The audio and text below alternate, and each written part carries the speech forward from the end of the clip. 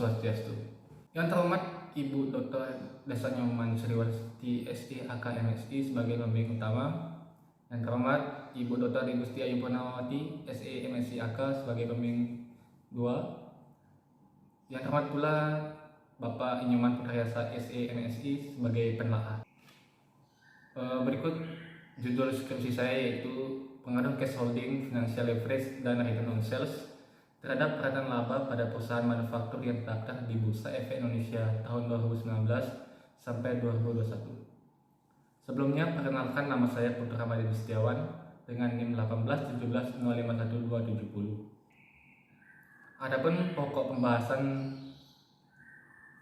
pada skripsi ini yaitu pendahuluan, kajian teori, metode penelitian, hasil dan pembahasan, dan yang terakhir penutup. Yang pertama yaitu latar belakang. Ketika menghadapi zaman globalisasi yang ditandai dengan kemajuan teknologi informasi dan pesatnya perkembangan perekonomian dunia, membuat persaingan dalam dunia bisnis semakin ketat. Persaingan ketat dalam perusahaan akan menyebabkan dampak yang sangat signifikan bagi kinerja perusahaan. Adapun sarana untuk melangsungkan investasi tersebut salah satunya yaitu pasar modal. Pasar modal yang ada di Indonesia yaitu Indonesian Stock Exchange atau IDX atau disebut juga dengan Bursa Efek Indonesia. Laba merupakan target utama investor. Dengan laba yang besar membuat investor tertarik untuk berinvestasi. Laba merupakan parameter untuk mengukur kinerja manajemen sebuah perusahaan. Laba perusahaan juga merupakan hasil yang dicapai dari suatu operasi dalam suatu periode tertentu. Perkiraan laba merupakan salah satu manajemen laba yang digunakan untuk mengurangi fluktuasi laba yang dilaporkan agar sesuai dengan target yang diharapkan, baik melalui metode akuntansi maupun transaksi.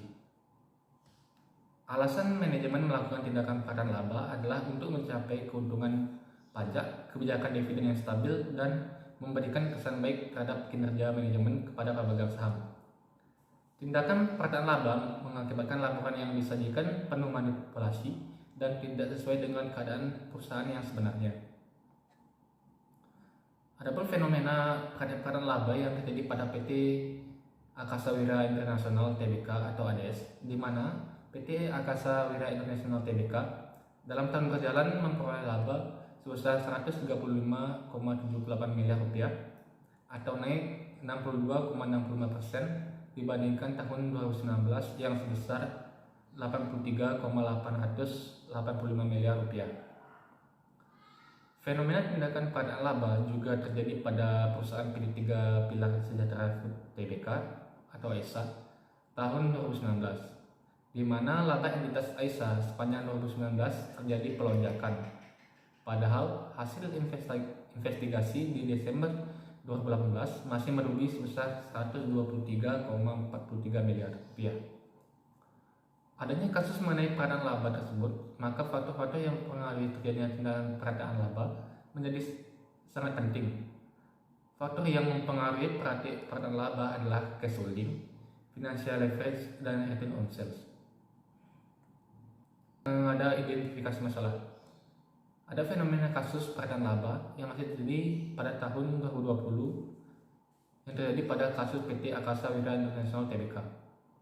Ada fenomena tindakan perkiraan laba juga terjadi pada perusahaan PT 3 Pilar Sejahtera Food Tbk atau AISA tahun 2019. Yang hasil analisis menunjukkan bahwa besar laba entitas AISA dalam kurun waktu 2017 hingga 2019 yaitu pada tahun 2017 sebesar 558 miliar rupiah, pada tahun 2018 sebesar 459 miliar rupiah, dan pada tahun 2019 sebesar 447 miliar rupiah. Adapun pembatasan masalah, penelitian ini hanya membatasi masalah pada variable cash holding, financial leverage, dan return on sales yang mempengaruhi perkiraan laba pada perusahaan manufaktur yang terdaftar di Bursa Efek Indonesia tahun 2019 hingga 2021. Rumusan masalahnya yaitu yang pertama, apakah cash holding berpengaruh terhadap perkiraan laba, yang kedua, apakah financial leverage berpengaruh terhadap perkiraan laba, dan yang ketiga, apakah return on sales berpengaruh terhadap perkiraan laba. Tujuan penelitian ini yang pertama yaitu bertujuan untuk membuktikan pengaruh cash holding terhadap pattern laba, kemudian untuk membuktikan pengaruh financial leverage terhadap pattern laba, dan untuk membuktikan pengaruh return on sales terhadap pattern laba. Selanjutnya yaitu kajian teori. Teori yang digunakan pada skripsi ini yaitu teori keagenan dan teori sinyal. Teori keagenan mengasumsikan bahwa prinsipal maupun agen merupakan pelaku ekonomi yang berpikir rasional dan tindakannya semata-mata untuk kepentingan pribadi. Akan tetapi mereka menemukan kesulitan dalam kepercayaan dan informasi. Kemudian teori sinyal. Teori sinyal mengemukakan tentang bagaimana seharusnya sebuah perusahaan memberikan sinyal kepada pengguna laporan keuangan. Sinyal adalah suatu tindakan yang diambil oleh manajemen perusahaan yang memberikan petunjuk bagi investor tentang bagaimana manajemen memandang prospek perusahaan. Adapun hipotesis penelitian yang pertama yaitu cash holding berpengaruh positif signifikan terhadap pattern laba. Hipotesis kedua yaitu financial leverage berpengaruh positif terhadap pattern laba, dan hipotesis ketiga yaitu return on sales berpengaruh positif terhadap pattern laba. Kemudian yaitu metode penelitian. Rancangan penelitian pada skripsi ini yaitu jenis penelitian yang dilakukan dalam penelitian ini adalah penelitian hubungan sebab akibat dengan teknik kuantitatif. Menurut Sugiono 2016, penelitian asosiasi kausal adalah penelitian yang bertujuan untuk mengetahui hubungan antara dua variabel atau lebih. Dengan penelitian ini akan dikembangkan oleh teori yang akan digunakan untuk menjelaskan, memprediksi, dan mengendalikan gejala. Kemudian populasi dalam penelitian ini adalah seluruh perusahaan manufaktur di Bursa Efek Indonesia. Terdapat 157 perusahaan manufaktur yang terdaftar di Bursa Efek Indonesia periode 2019 sampai 2021. Alasan dipilih perusahaan manufaktur dalam penelitian ini adalah karena permasalahan penelitian berupa pattern laba terjadi pada salah satu perusahaan sektor manufaktur, yaitu pada entitas AISA. Kemudian sampel menurut Sugiono adalah sebagian dari jumlah dan karakteristik yang dimiliki oleh populasi tersebut. Teknik pengambilan sampel dalam penelitian ini adalah purposive sampling. Menurut Sugiono, purposive sampling adalah teknik penentuan sampel dengan pertimbangan tertentu. Teknik purposive sampling digunakan dengan pertimbangan penelitian, memilih anggota sampel yang digunakan, dan sekiranya dapat memberikan prospek yang baik dalam hal perolehan data yang akurat. Metode pengumpulan data yang digunakan dalam penelitian ini adalah dokumentasi berupa pengambilan data dengan cara mengumpulkan data sekunder berupa laporan keuangan perusahaan manufaktur yang diperoleh dari website resmi BEI. Jenis data yang digunakan dalam penelitian ini adalah data sekunder. Data sekunder adalah jenis data yang dihimpun secara tidak langsung. Sumber data penelitian ini dihimpun dari website yang mempublikasikan laporan keuangan tahunan perusahaan manufaktur yang telah memenuhi kriteria sebagai sampel.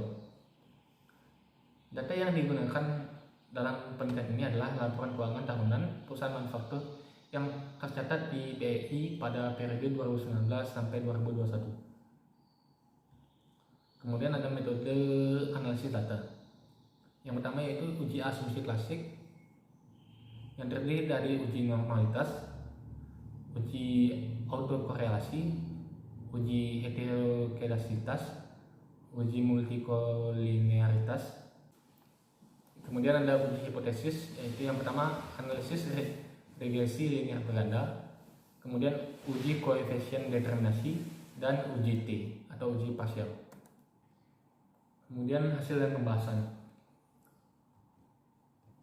Berdasarkan tabel data cash holding, perusahaan memiliki skor minimum 0,003, skor maksimum 0,361, dan skor rata-rata 0,116 dengan standar deviasi 0,095.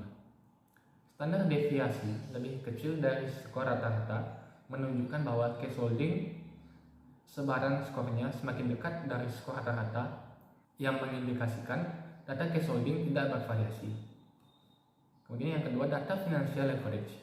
memiliki skor minimum 0,067, skor maksimum 3,413, dan skor rata-rata 0,805 dengan standar deviasi 0,763. Standar deviasi lebih kecil dari skor rata-rata yang mengindikasikan data financial leverage tidak bervariasi. Yang ketiga, data return on sales memiliki skor minimum minus 0,552, skor maksimum 0,284, dan skor rata-rata 0,047 dengan standar deviasi 0,118. Standar deviasi lebih besar dari skor rata-rata menunjukkan bahwa return on sales sebarang skornya semakin jauh dari skor rata-ratanya, yang mengindikasikan data return on sales bervariasi.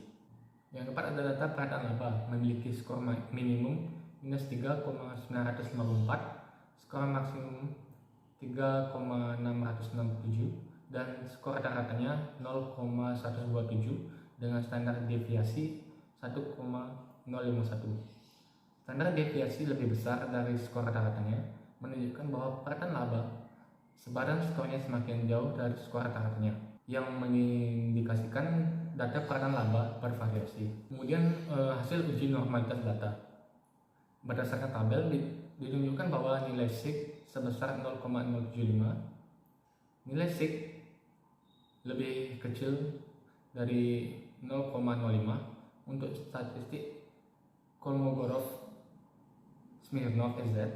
Berdasarkan kriteria uji normalitas, data terdistribusi normal jika nilai SIG lebih besar dari 0,05.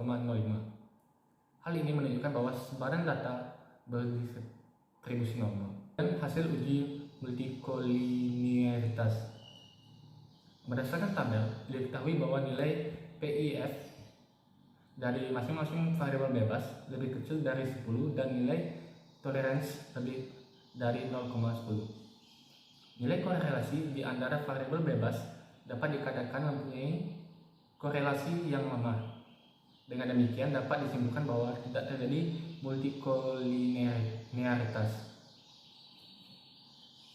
Kemudian hasil uji heteroskedastisitas. Berdasarkan tabel diketahui bahwa nilai signifikasi antara variabel bebas dengan absolut residual lebih besar dari 0,05. Jadi dapat disimpulkan bahwa model regresi yang digunakan tidak terdapat adanya gejala heteroskedastisitas. Kemudian hasil uji autokorelasi. Berdasarkan tabel diketahui bahwa nilai Durbin-Watson sebesar 1,491. Nilai Durbin-Watson berada di antara minus 2 dan plus 2. Dengan demikian dapat disimpulkan bahwa dalam regresi linear tidak ada autokorelasi karena seluruh uji asumsi klasik terpenuhi, yaitu sebaran data berdistribusi normal antara variabel bebas, tidak terjadi multikolinearitas pada model regresi linear. Model regresi yang digunakan tidak terdapat adanya gejala heteroskedastisitas, maka analisis regresi linear berganda dapat dilanjutkan. Kemudian hasil analisis koefisien beta dan UGT. Berdasarkan perhitungan regresi linear berganda, maka didapatkan hasil persamaan regresi sebagai berikut. Yang pertama, konstanta minus 0,321 menunjukkan jika variabel cash holding, financial leverage, dan return on sales bernilai konstan, maka variabel perataan laba memiliki nilai 0,321.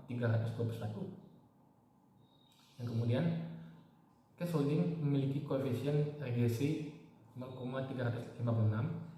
Nilai koefisien regresi yang positif menunjukkan bahwa cash holding berpengaruh positif terhadap perataan laba. Hal ini menggambarkan bahwa setiap kenaikan satu satuan cash holding dapat meningkatkan perataan laba sebesar 0,356 dengan asumsi variabel independen yang lainnya tetap. Kemudian financial leverage memiliki koefisien regresi 0,185. Nilai koefisien regresi yang positif menunjukkan bahwa financial leverage berpengaruh positif terhadap peranan laba. Hal ini menggambarkan bahwa setiap kenaikan satu satuan financial leverage dapat meningkatkan peranan laba sebesar 0,185 dengan asumsi variabel independen yang lainnya tetap. Kemudian return on sales memiliki koefisien regresi minus 0,543. Nilai koefisien regresi yang negatif menunjukkan bahwa return on sales berpengaruh negatif terhadap peranan laba. Hal ini menggambarkan bahwa setiap kenaikan satu satuan return on sales dapat menurunkan peranan laba sebesar 0,543 dengan asumsi variabel independen yang lainnya tetap. Kemudian hasil koefisien determinasi. Berdasarkan tabel, diketahui bahwa koefisien determinasi sebesar 0,615. Hal ini menunjukkan bahwa 61,5% variabel peranan laba dipengaruhi oleh variabel cash holding, financial leverage, dan return on sales, sedangkan 38,5% dipengaruhi oleh faktor lain. Uji T digunakan untuk menentukan analisis pengaruh cash holding, financial leverage, dan return on sales terhadap peranan laba secara parsial, di mana dapat dilihat dari besarnya nilai probabilitas pada uji T sesuai dengan hipotesis yang diajukan dalam penelitian ini. Maka berdasarkan tabel, hasil pengujian hipotesis sebagai berikut. Kemudian pengaruh cash holding terhadap peranan laba. Variabel cash holding berpengaruh signifikan terhadap peranan laba. Cash holding sangat mudah dikendalikan manajer sehingga dapat meningkatkan adanya tindakan peranan laba. Kajian empirik yang turut mendukung temuan penelitian ini adalah hasil penelitian yang dilakukan oleh Sulistiawati dan Rashid 2021 yang menyatakan bahwa cash holding berpengaruh positif terhadap peranan laba. Hasil yang sama ditunjukkan oleh penelitian Kusmiati dan Hakim 2020 yang menyatakan cash holding berpengaruh positif signifikan terhadap peranan laba. Kemudian pengaruh financial leverage terhadap peranan laba. Financial leverage berpengaruh positif terhadap peranan laba. Financial leverage berpengaruh terhadap peranan laba, di mana semakin tinggi utang perusahaan, maka akan semakin besar risiko yang dihadapi oleh investor, sedangkan investor mengharapkan tingkat pengembalian keuntungan yang tinggi. Akibat kondisi tersebut, perusahaan cenderung untuk melakukan perataan laba. Kajian empirik yang turut mendukung temuan penelitian ini adalah hasil penelitian yang dilakukan oleh Oktiawati dan Agustia 2014 yang menyatakan bahwa financial leverage berpengaruh positif terhadap income stimulating. Hasil yang sama juga ditunjukkan oleh penelitian Ayunika dan Yatnyana 2018 yang menyatakan bahwa financial leverage berpengaruh positif terhadap perataan laba. Kemudian yaitu pengaruh return on sales terhadap perataan laba. Return on sales berpengaruh negatif terhadap perataan laba. Meskipun cara yang digunakan manajemen tidak sesuai standar, manajemen cenderung akan melakukan perataan laba agar investor tertarik untuk menginvestasikan dananya dalam perusahaan. Kajian empirik yang turut mendukung temuan penelitian ini adalah hasil penelitian yang dilakukan oleh Parusip 2019 yang menyatakan bahwa return on sales berpengaruh signifikan terhadap perataan laba. Hasil yang sama juga ditunjukkan oleh penelitian Tanjung dan Darlis 2019 yang menyatakan bahwa return on sales berpengaruh signifikan terhadap perataan laba. Kemudian implikasi teoritis.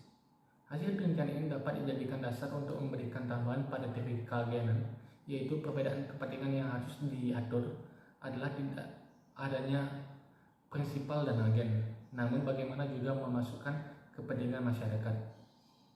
Hasil penelitian ini dapat dijadikan dasar untuk memberikan tambahan pada teori sinyal, yaitu perusahaan harus bekerja maksimal dalam meningkatkan pertumbuhan perusahaannya.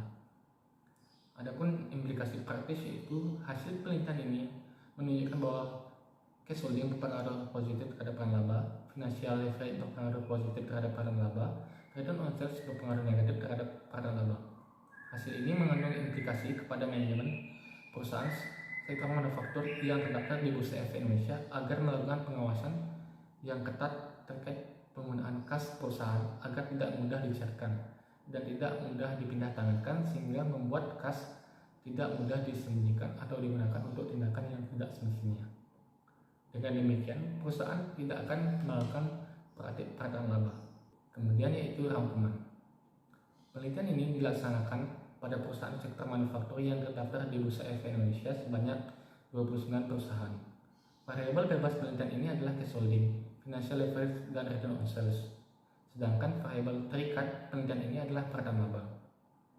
Motivasi dilakukan penelitian ini didasarkan pada beberapa permasalahan, yaitu ada fenomena kasus peradaban laba masih terjadi pada tahun 2020 yang terjadi pada kasus PT Aksa Wira International Tbk, di mana PT Aksa Wira International Tbk dalam tahun berjalan memperoleh laba sebesar 135,78 miliar rupiah atau naik 62,65% dibandingkan tahun 2019 sebesar 83,885 miliar rupiah. Kedua, ada fenomena tindakan peradaban laba juga terjadi pada perusahaan PT Tiga Pilar Sejahtera Food Tbk tahun 2019, di mana laba entitas AISA sepanjang 2019 terjadi pelonjakan, padahal hasil investigasi di kurun waktu 2017 hingga 2019, yaitu pada tahun 2017 sebesar 558 miliar, sedangkan tahun 2018 sebesar 459 miliar, dan pada tahun 2019 sebesar 447 miliar. Berdasarkan data tersebut, tampak adanya peraturan laba karena besar laba ada kemiripan atau merata dengan laba tahun sebelumnya. Kemudian kesimpulan. Yang pertama yaitu cash holding berpengaruh positif terhadap peradaban laba pada perusahaan sektor manufaktur yang terdaftar di Bursa Efek Indonesia yang ditunjukkan dari nilai koefisien regresi positif sebesar 0,356 dan nilai signifikasi UJT sebesar 0,00, lebih kecil dari alfa yaitu 0,05. Financial leverage berpengaruh positif terhadap peradaban laba pada perusahaan sektor manufaktur yang terdaftar di Bursa Efek Indonesia yang ditunjukkan dari nilai koefisien regresi positif sebesar 0,185 dan nilai signifikasi UJT sebesar 0,014, lebih kecil dari alfa yaitu 0,05. Kemudian return on sales berpengaruh negatif terhadap peradaban laba pada perusahaan sektor manufaktur yang terdaftar di Bursa Efek Indonesia yang ditunjukkan dari nilai koefisien regresi negatif sebesar 0,543 dan nilai signifikasi UJT sebesar 0,00, lebih kecil daripada alfa 0,05. Kemudian saran. Bagi terkait dengan hasil penelitian, dapat disarankan bahwa pemerintah perlu memperkuat kebijakan berupa regulasi terkait guna menekan terjadinya peradaban laba.